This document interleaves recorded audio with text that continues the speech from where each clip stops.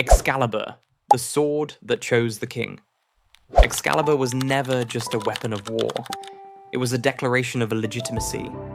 In Arthurian legend, Excalibur exists in two overlapping traditions. In one, the sword is embedded in stone, waiting for the rightful king to pull it free. In the other, it is bestowed by the Lady of the Lake, rising from the water as a symbol of divine approval. Both versions serve the same purpose. Power is not earned through strength alone. It is granted. Excalibur's reputation came not from brutality, but from inevitability. Whoever wielded it was recognized as king, whether the world was ready or not. The blade itself was said to shine with blinding light, and could not be broken by mortal means. But the sword's true power lay in its scabbard. Legends claim the scabbard prevented its wearer from bleeding, rendering Arthur nearly impossible to kill in battle. This detail reframes the entire myth. Arthur's dominance wasn't based on violence, it was protection, survival, endurance. And like many legends, the most important element was also the easiest to lose. When the scabbard was stolen, Arthur became vulnerable. His fate was no longer sealed by destiny alone. In the end, Excalibur was returned to the lake, taken back by the same force that had granted it.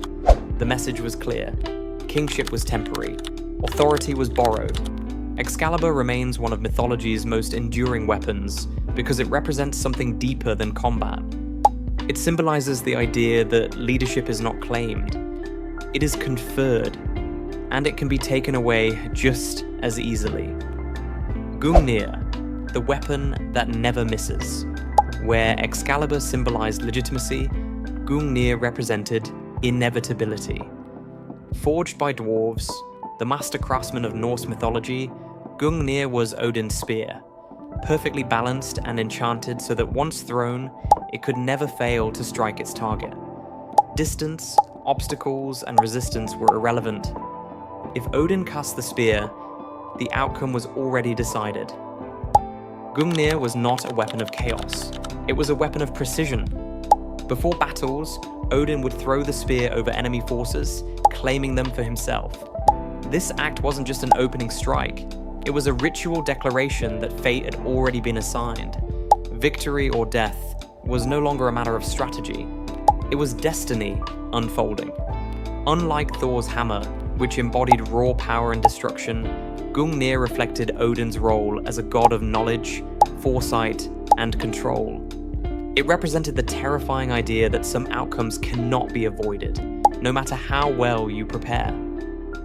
Gungnir didn't inspire fear through spectacle, it inspired fear through certainty. In Norse mythology, fate is unavoidable. Gungnir was the physical manifestation of that belief. Once released, there were no second chances. Kusanagi-no-Tsurugi, the blade born from a dragon. Kusanagi-no-Tsurugi is one of Japan's most sacred mythical weapons, not because of how often it was used, but because of what it represents. According to legend, the storm god Susanoo slew the eight-headed serpent Yamata no Orochi.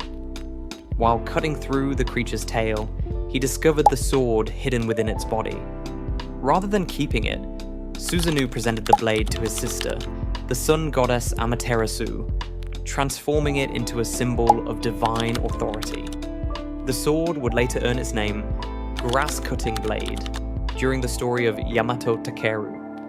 Trapped in a burning field by enemies, the hero used Kusanagi to cut the surrounding grass and redirect the flames, turning the trap against his attackers.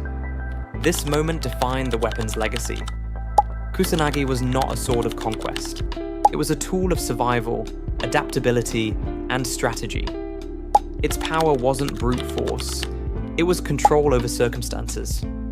Today, Kusanagi is part of Japan's imperial regalia, alongside the mirror and jewel.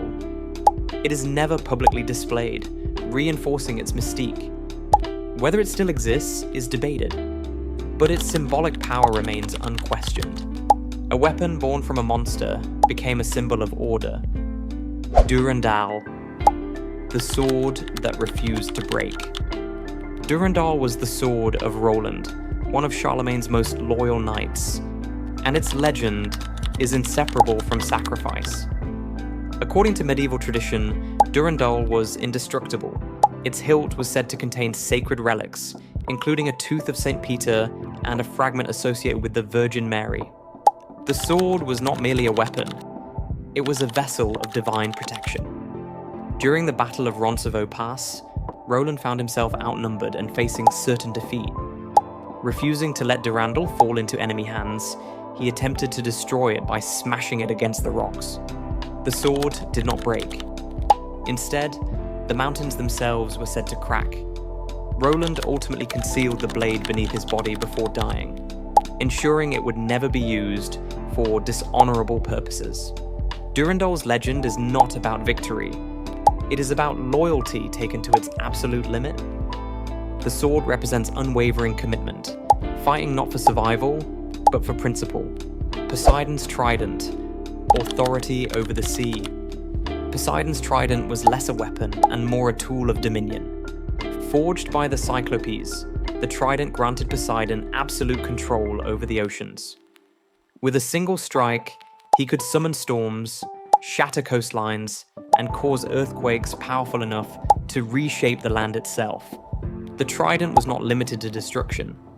Poseidon could calm waters as easily as he could devastate them. This duality made the weapon a symbol of balance and volatility, nature's power wielded by divine will. In the mythological contest between Poseidon and Athena for control of Athens, Poseidon struck the ground with his trident, producing a saltwater spring. Though impressive, it was impractical. Athena's olive tree won the city instead. The story reinforced a recurring mythological theme. Raw power does not always triumph over wisdom. Even so, the trident remained the ultimate emblem of Poseidon's authority. It symbolized control over forces humanity could never fully tame. Sword of Damocles, power without safety. Unlike other mythical weapons, the Sword of Damocles was never used to kill. Its power came from proximity. The story tells of Damocles, a courtier who envied the life of King Dionysius. To teach him a lesson, the king offered Damocles his throne for a day. During the feast, Damocles looked up to see a sword suspended above his head by a single strand of horsehair. Luxury instantly became meaningless. The sword represented the constant danger that accompanies authority. Power offers comfort, but it also invites threat. At any moment, it can be taken away. The Sword of Damocles endures as a metaphor because it reflects a universal truth. Responsibility carries invisible weight. Unlike other legendary weapons, its legacy was psychological. It didn't destroy bodies, it reshaped how power is understood. Shamshir-e Zomorrodnegar, the blade of divine judgment. In Persian mythology, Shamshir-e Zomorrodnegar was a sword adorned with emeralds and imbued with the power to slay demons that ordinary weapons could not harm. The blade's early history is tied to Zahak, a tyrant king cursed with serpents growing from his shoulders. Under his rule, the sword symbolized oppression and cruelty. But when the hero Feridun overthrew Zahak, the blade changed hands and meaning. Once wielded by evil, it became a tool of justice. This transformation defined the weapon's legend. Shamshir-e Zomorrodnegar was not bound to one moral alignment. Its power reflected the intentions of its wielder. The sword came to represent divine judgment rather than domination, reinforcing the idea that power itself is neutral. Only those who wield it decide its legacy. Mjolnir, worthiness made physical. Mjolnir, the hammer of Thor, was forged by dwarves and deliberately enchanted, so that only the worthy could lift it. Its power extended beyond combat. Mjolnir was used to bless marriages, protect the dead, and sanctify important rituals. Though capable of leveling mountains and summoning lightning, it was equally a symbol of protection and order. The hammer embodied a uniquely Norse concept of worthiness. Strength alone was not enough. character mattered. Mjolnir's defining trait was loyalty. No matter how far it was thrown, it always returned to Thor's hand. This reinforced its role as a weapon bound not by force, but by judgment. Among all legendary weapons, Mjolnir stands apart. It does not choose its wielder by lineage or fate, but by worth.